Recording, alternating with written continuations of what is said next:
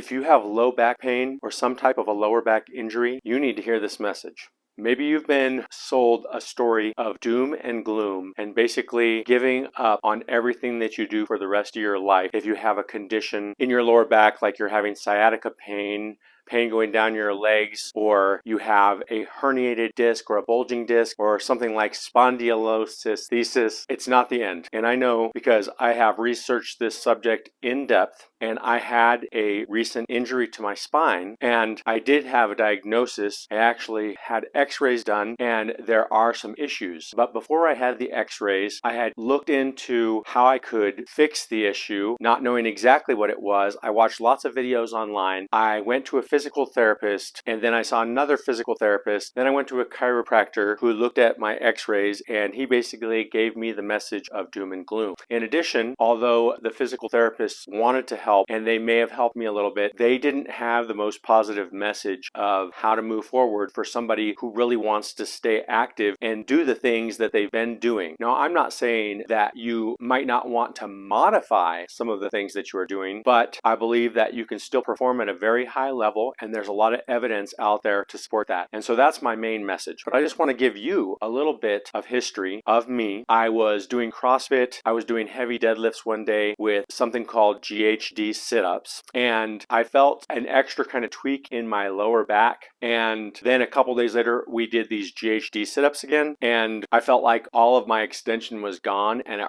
hurt to extend my back at all. And I was a little bit concerned. Long story short, I stopped doing CrossFit not because of that, but because I had already planned to do some other things. And so in spite of the injury that I had, I went to go learn backflips, and I did it with a gymnastics coach, and I continued to work out. But as the pain got worse, I stopped to do as much, and I changed what I was doing a lot, because I did get to a point where it was pretty bad, where when I woke up in the morning, it was very difficult for me to just get my day started because I had so much pain just bending over or like looking down and bending my neck forward and squatting down. And I did make a video on how to relieve those types of symptoms very quickly, which I recommend that you watch. And I've come a long way since that time. However, there has been a little bit of pain and lack of extension still going on. But I also want to tell you that I didn't just get my backflip. I started to do things like a frog stand to a handstand, and I continued to do all of these core strengthening activities, which include planks and side planks and things like that. And I intend to show you a lot more of these things as I'm learning myself and I'm trying to get a complete recovery. But the message you might be hearing is there is no complete recovery, and you're never going to be okay. You're never going to be the same, and you basically have to stop doing any kind of weight-bearing activity, and you have to stop doing any kind of moves that might aggravate it.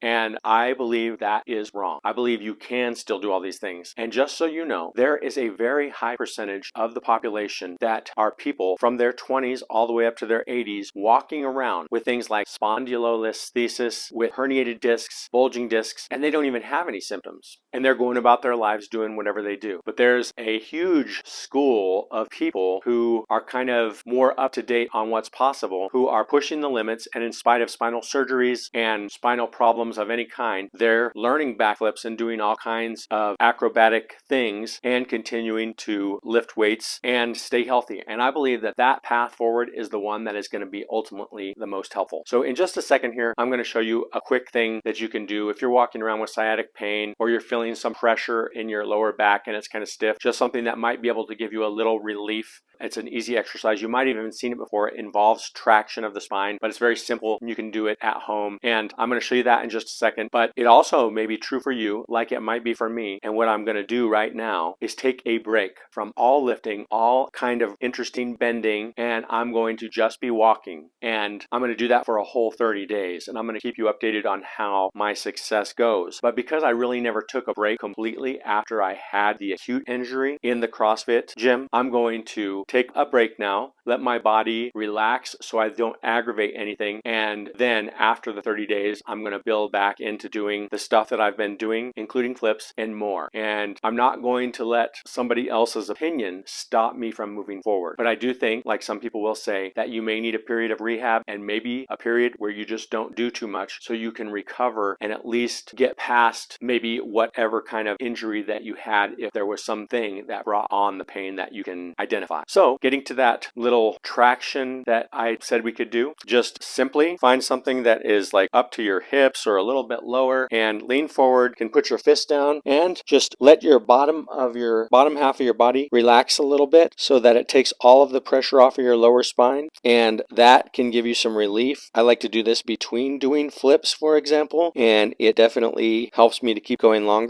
It's only a temporary fix, but it does help. And I'll give you one more way to do this traction exercise. So follow me. Whether it's a bed or something else, you just kind of let your lower body hang. Go forward and bend your knees a little bit and just let your lower body hang for a minute. And it kind of feels nice. It feels comfortable. And it does feel like it takes some stress off of your lower back.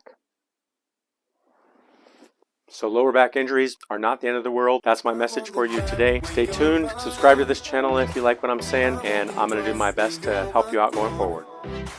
Don't hesitate to call me back, 'cause I won't